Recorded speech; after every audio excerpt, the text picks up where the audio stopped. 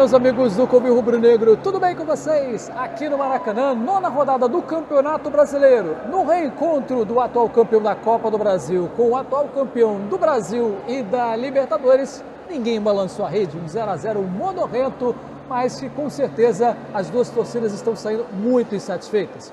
Antes de falar sobre mais essa partida, eu preciso lembrar você que já está disponível o clube de membros aqui do Covil Rubro-Negro. Tem 3 faixas para você escolher, R$ 2,99, R$ 6,99 e R$ 14,99 por mês, cada uma com seu nível infinito de vantagens. Por exemplo, tem um grupo de WhatsApp só para você trocar ideia com outros membros do Covil espalhados pelo planeta Terra e também saber em primeira mão das notícias do Mengão.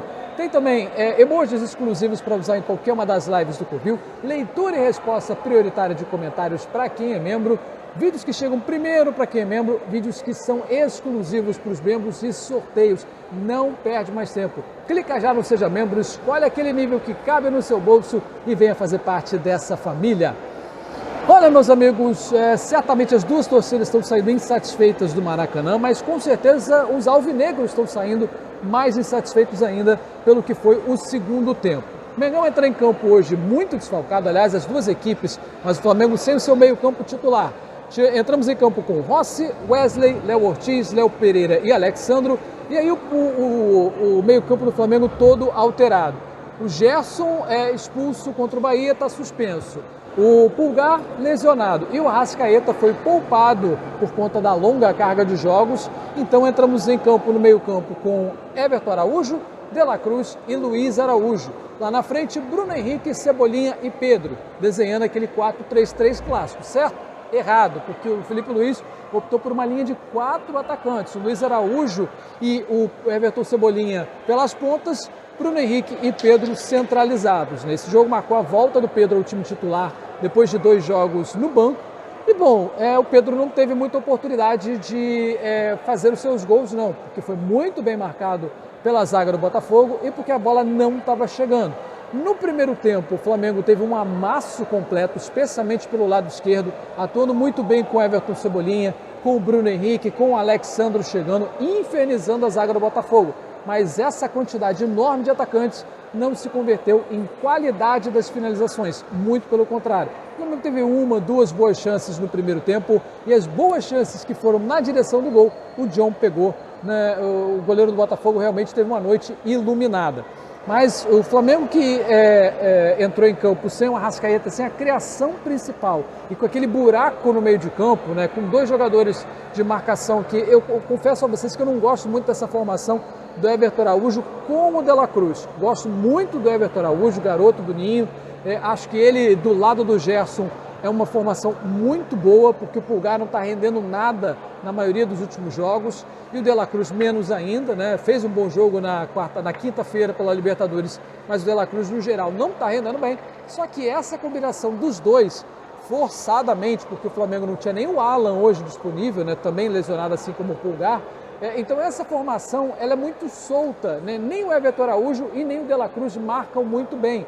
Esse é um meio campo com 2 volantes bem abertos, né? E que ficava aquele buraco, não tinha ninguém para a criação de jogadas. Esperava-se que o Luiz Araújo fizesse esse papel de camisa 10, mas como o Felipe Luiz optou por atuar com eles abertos pelas pontas e 2 centroavantes fixos, no começo, na teoria, parecia muito bom, mas isso acabou não se rendendo em oportunidades de gol.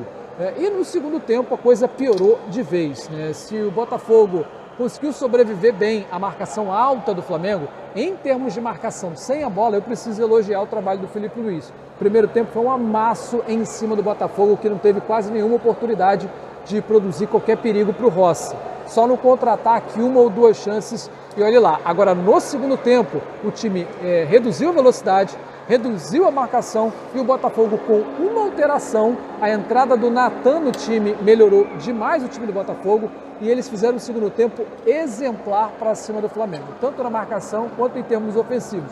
Eu diria que a gente tem que estar lambendo os beiços de sair com 0-0 pelo segundo tempo que o Flamengo fez, aliás, o que não fez, e o Botafogo fez um segundo tempo muito bom. Realmente, eles é que desperdiçaram o caminhão de gols na segunda etapa. Não gostei do que a gente viu na etapa final da partida, a gente teve as alterações, a saída do Pedro e do Bruno Henrique aos 15 do segundo tempo para as entradas de Matheus Gonçalves e Juninho, né? E aí ficou a dúvida, por onde vai jogar o Matheus Gonçalves, né? Se vai jogar pela ponta, vai jogar ali mais centralizado, vai jogar como camisa 10, ele na base atua como armador de jogadas, jogou pela ponta, né? E o Juninho lá centralizado, mas o Juninho mal tocou na bola, a única coisa que ele conseguiu na partida foi um cartão amarelo no final do jogo para um jogador de zaga do Botafogo, né? Um contra-ataque que ele acabou matando, mas foi uma âncora no time, né? Não atuou bem o camisa 23. E ainda o Flamengo é forçado a mexer de novo no segundo tempo aí por conta de lesão. De La Cruz saiu mancando para a entrada do Danilo, ou seja, entra um zagueiro para a saída do volante. Então o Léo Ortiz foi acionado lá para atuar como volante ao lado do Everton Araújo.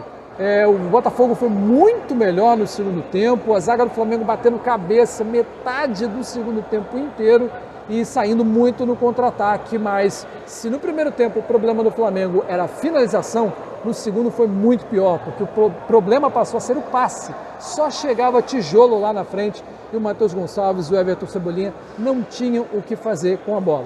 Ainda teve mais duas alterações no finalzinho do jogo ali, essas eu não entendi completamente, né? A saída do Everton Cebolinha para o Michael, ela era oportuna, mas eu acho que deveria ter sido feita antes, né? Acho que o Michael poderia ter ali pelo menos 15 minutos para mostrar o seu futebol. Já a saída do Léo Ortiz para a entrada do Varela, essa eu preciso que o Felipe Luiz desenhe para mim, porque eu não entendi a entrada de um lateral direito, que pode até atuar como lateral esquerdo, mas para entrar no meio, foi ali uma alteração na base do coração, na ponta da chuteira. Realmente foi um segundo tempo sofrível para o torcedor rubro-negro, aliada à vitória ao mesmo tempo, né, de virada do Palmeiras. O Flamengo segue na terceira colocação no Campeonato Brasileiro, mas mais um jogo, mais um clássico em que a gente poderia ter vencido, assim como foi o clássico contra o Vasco, só que naquela ocasião o Flamengo saiu muito insatisfeito e o Vasco satisfeito por segurar o 0-0. Hoje, somos nós que temos que sair satisfeitos porque esse 0-0 foi injusto para o Botafogo. Acho que o primeiro tempo poderia ter saído gol para ambos os lados, agora o segundo tempo só deu Botafogo e o Flamengo teve que se segurar para não sair derrotado. Segue invicto em casa, mas mais uma vez não conseguiu balançar a rede num clássico. Próxima quarta-feira, 9h30 da noite, aqui mesmo no Maracanã, o Flamengo faz mais um jogo diante do seu torcedor, aí pela Copa do Brasil. E é outro Botafogo, o da Paraíba, lembrando no jogo de ida lá no Maranhão, o Flamengo venceu por 1-0, então o empate garante a nossa classificação às oitavas de final, defendendo aí o título da Copa do Brasil. Espera-se mais uma vez um time bastante mesclado, talvez o Matheus Cunha, né, venha de novo para o gol, talvez o Juninho saia como centroavante titular. Como é o Botafogo da Paraíba, né, não é nenhuma equipe de elite do futebol nacional, acho que o Felipe Luiz deve sim descansar alguns atletas, porque no final de semana que vem a gente tem um jogo duríssimo contra o próprio Palmeiras lá no Allianz Parque, então ele deve sim poupar alguns jogadores para essa partida na quarta-feira. Vamos ver que time entrará em campo contra o Botafogo da Paraíba e, se Deus quiser, sair com mais uma classificação. Um grande abraço a todos, até a próxima quinta-feira tem mais Ligado no Lance aqui no Covil Rubro Negro. Tchau!